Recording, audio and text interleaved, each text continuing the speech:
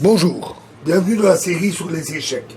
Alors on va voir maintenant la défense Becker, c'est-à-dire dans le gambit du roi, accepté, cavalier F3, les noirs jouent H6. Alors voilà une curieuse avance de flanc qui vise en fait à profiter de la défense classique G5, avec le pion cette fois protégé par le pion H, et qui prévenait ainsi la riposte désagréable de H4, qui obligeait, on l'avait vu, à jouer G4.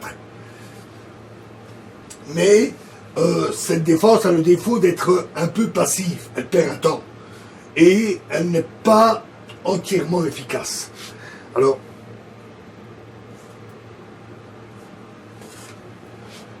H4 maintenant serait très faible parce que ça affaiblit G3 et G4 et après cavalier F6 avec un futur cavalier H5 les noirs ont une supériorité tout à fait évidente. De même, beaucoup trop lent serait fou C4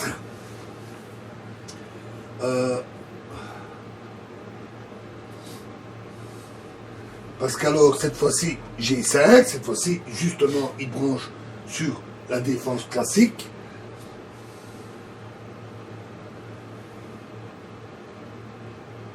Et après H4, fou G7,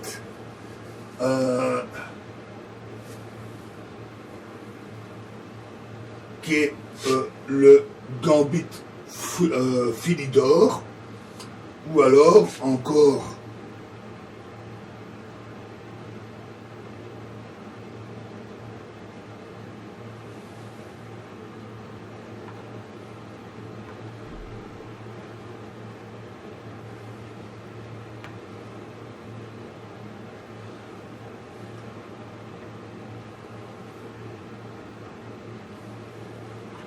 au lieu de jouer H4, les noirs peuvent aussi vouloir roquer, mais là aussi fou G7 qui est appelé gambit Einstein avec des positions favorables aux noirs. Donc ce coup est trop lent et le bon coup c'est D4. C'est un très bon coup qui profite du tempo perdu par les noirs pour dominer le centre.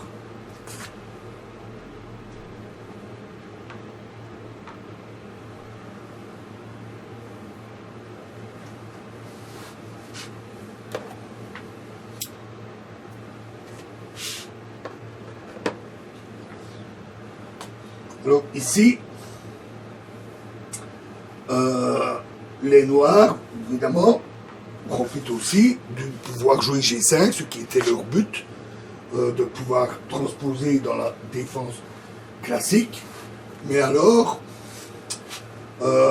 ici maintenant les blancs doivent prendre une mesure immédiate pour exploiter le fait que H6 est un peu douteux et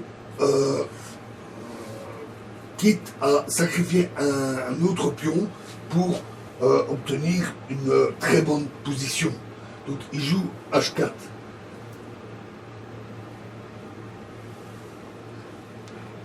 Fou G7 qui est la pointe de cette défense qui consiste à à profiter le fait qu'on peut se maintenir sous G5, on n'est pas obligé de jouer G4, donc on sort le fou pour attaquer D4 tout en ayant une position correcte jusqu'ici.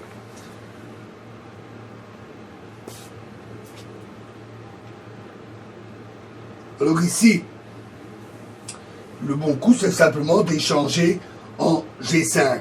G3 serait encore prématuré, parce qu'alors c'est H prend G5.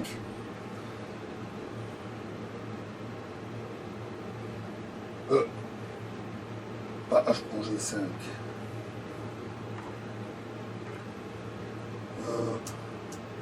Oui, pardon.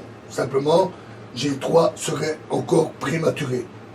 Donc, ce n'est pas bon, je ne veux pas voir la variante. H prend G5, c'est encore ce qu'il y a de mieux.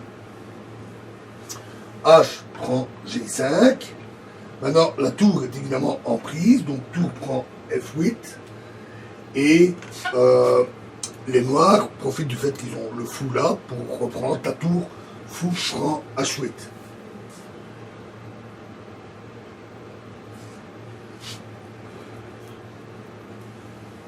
Et ensuite, un très bon coup, cette fois maintenant G3 est bon, le coup G3. Il est à noter que ce coup a été très peu expérimenté lors de tournois, de parties, mais il a beaucoup été étudié et il est vraiment très fort. Et on peut pratiquement le considérer comme une réfutation de la défense Becker. Alors, F prend G3 serait une erreur parce que fou prend G5 qui attaque la dame ou cavalier prend G5 avec un très très bon jeu des blancs. Donc il ne faut pas prendre le pion, il faut jouer D5 qui est le bon coup, qui attaque directement le centre blanc.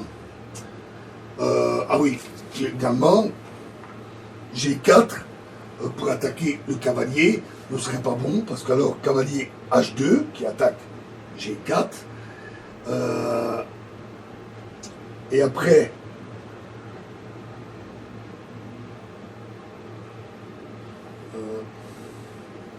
F prend G3, on a alors dame prend G4 avec une attaque particulièrement dangereuse des blancs directement sur la position des noirs. Le fou peut aussi se ramener.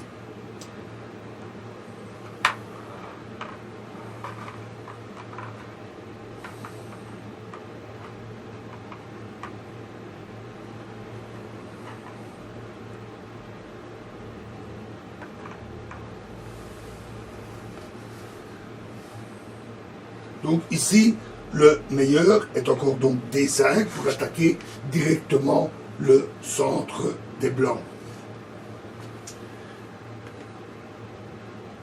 Et ici, G prend F4, un très bon coup. E prend D5 serait très nuisible à cause de dame E7, échec, qui entraîne toute une série de complications qui s'avèrent en fait favorables aux noirs, comme l'a montré nous ont montré les études ou les parties qui ont été jouées. Donc le mieux ici est G prend F4, qui est un très bon coup. Et après G4,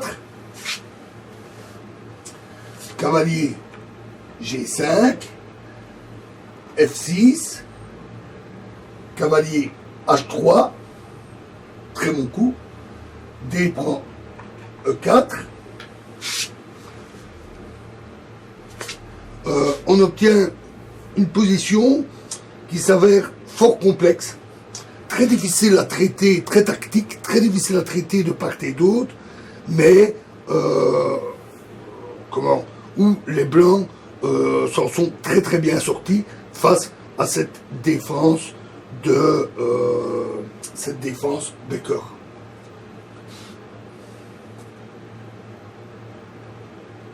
Voilà, alors dans la prochaine vidéo, nous verrons la défense Fischer. Je vous remercie.